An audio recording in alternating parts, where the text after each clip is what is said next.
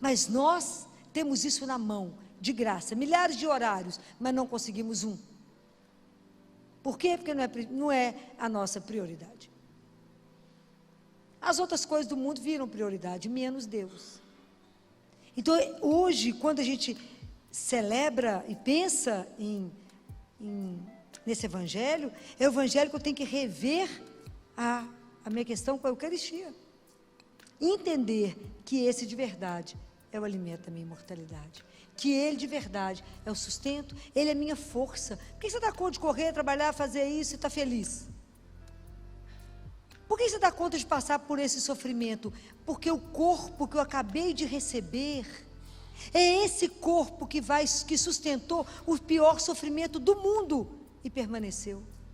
É esse corpo que dá sustentação ao meu corpo miserável.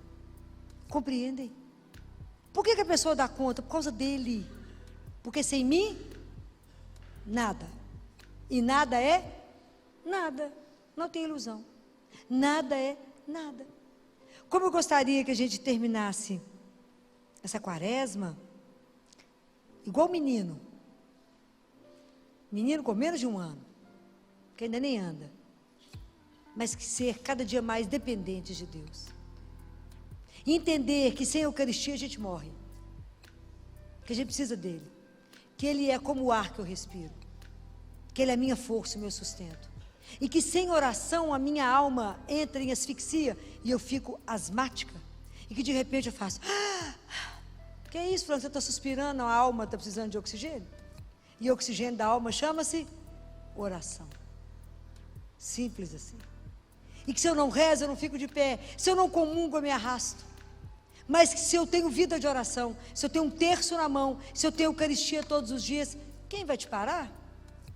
É ninguém. Não há problema que chegue, que você não vença. Não há dificuldade na vida.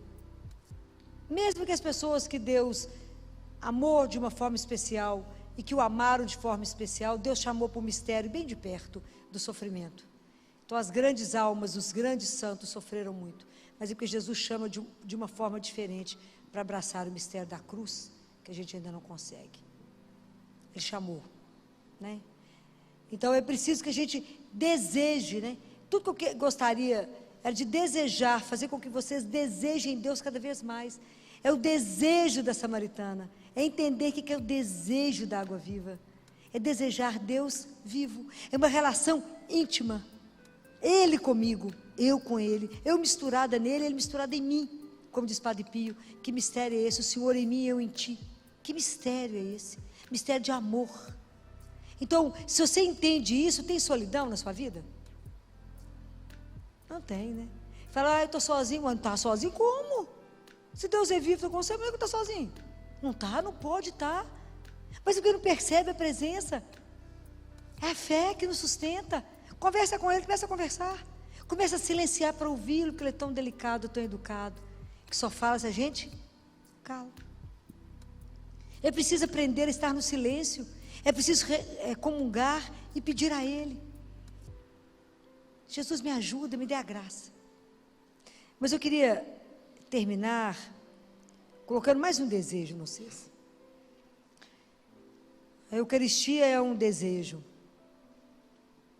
E lembre quando eu contava para vocês que quando eu pedi a Jesus a graça de que eu queria comungar todos os dias e que Ele tinha que me mandar um recado, a pessoa que me deu o recado está aqui, ó, a Marta. Foi a Marta que há muitos anos atrás, no grupo de oração, falou comigo: doutora Filó, a senhora sabe que tem missa todos os dias, 6h30 no Colégio Arnaldo? E que eu te abraçava, te beijava, você falava, o que é isso? Eu falei, é Jesus em você que eu abraço. Lembra? E que desde aquele dia eu nunca mais parei.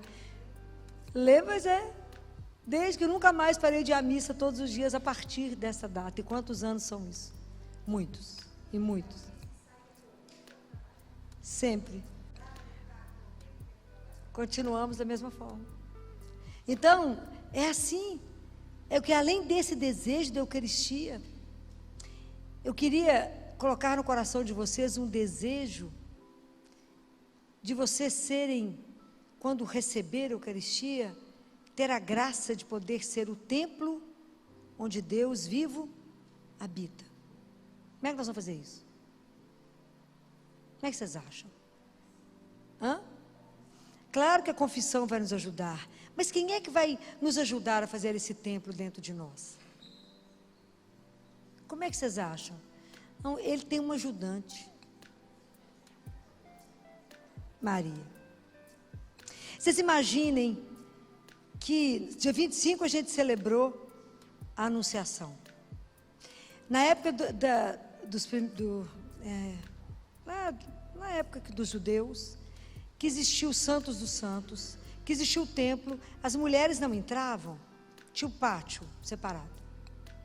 Vocês imaginem que sem ninguém saber, uma menina de 14 anos passa a ser o templo vivo de Deus. Por 9 meses, Deus habitou dentro dela. Já pensaram o que significa isso? Ela gerou Jesus, ele vivo dentro dela. Isso é um mistério louco.